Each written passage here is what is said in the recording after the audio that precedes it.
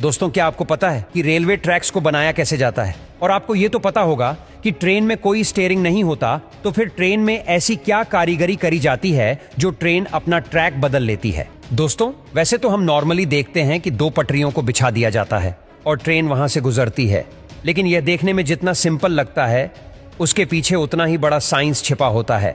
Train की पटरियों को बिछाने से पहले उसके नीचे करीब 4 तरह की लेयर्स और भी बिछाई जाती हैं, जिसमें सबसे पहले सबग्रेड नाम की लेयर आती है जो कि नॉर्मल मिट्टी से ही बनाई जाती है। अब इस लेयर को बनाने के लिए ट्रेन के रास्ते में जो भी चीज आती है, जैसे कि पेड़ पौधे, पहाड़ या फिर पानी, उन सभी को रास्ते से हटा दिया जाता है और इस लेयर को बीच में से थोड़ा सा उठा दिया जाता है ताकि पानी कभी रेलवे ट्रैक पर जमा ना हो। और वो गिट्टियां कभी गोल साइज की नहीं बल्कि नुकीली होती हैं। अगर वो गोल आकार वाली गिट्टियां ट्रैक पर बिछाएंगे तो जब ट्रेन वहां से गुजरेगी तो ट्रेन फिसलकर ट्रैक से नीचे भी आ सकती है। अब इसके बाद इनके ऊपर स्लीपर यानी कि कंक्रीट की ये बीम लगाई जाती है। वैसे आपने गौर किया होगा कि पहले यह बीम लकड़ी के होते थे, लेकिन लकड़ी वाले बीम्स बारिश के मौसम में गल जाते थे और इसीलिए उन्हें अब कंक्रीट से बनाया जाता है। अब इसके बाद इन स्लीपर्स को लोहे की पटरियों को वेल्डिंग की मदद से जोड़ा जाता है। अब आप में से कई लोगों को यह नहीं पता होगा कि पटरियों का लोहा थर्मल इफेक्ट की वजह से फैलता भी है, और अगर ट्रैक्स ज्यादा जुड़ी हुई रहेंगी और अगर थर्मल इफेक्ट से ट्रैक का साइज बढ़ा तो यह पटरियां टेढ़ी हो जाएंगी या उनमें क्रैक्स भी पड़ जाएंगे।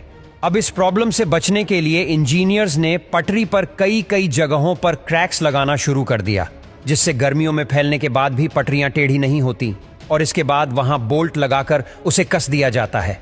अब इसके बाद पटरियों पर फिर से बैलेस्ट बिछाए जाते हैं जो कि ट्रैक की पकड़ को मजबूत कर देते हैं। और असल मायने में देखा जाए तो ट्रेन का ज्यादातर वजन इन्हीं पत्थरों पर टिका होता है, और तो और इन्हीं पत्थरों की वजह से ट्रैक्स पर कभी घास वगैरह नहीं उगती।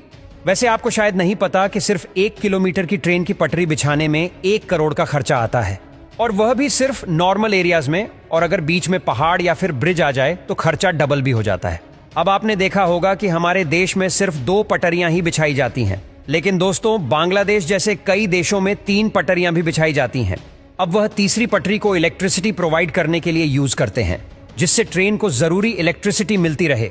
और भारत में 3 पटरियां न बिछाने का कारण यही है कि अगर लोग गलती से भी ऊपर चढ़ गए तो बहुत बड़ा हादसा भी हो सकता है। अब आइए दोस्तों, हम बात करते हैं कि रेलगाड़ियां अपना ट्रैक चेंज कैसे करती हैं। आखिर उन्हें कैसे पता चलता है कि इतने सारे ट्रैक्स में से उसे कौन से ट्रैक पर चलना है?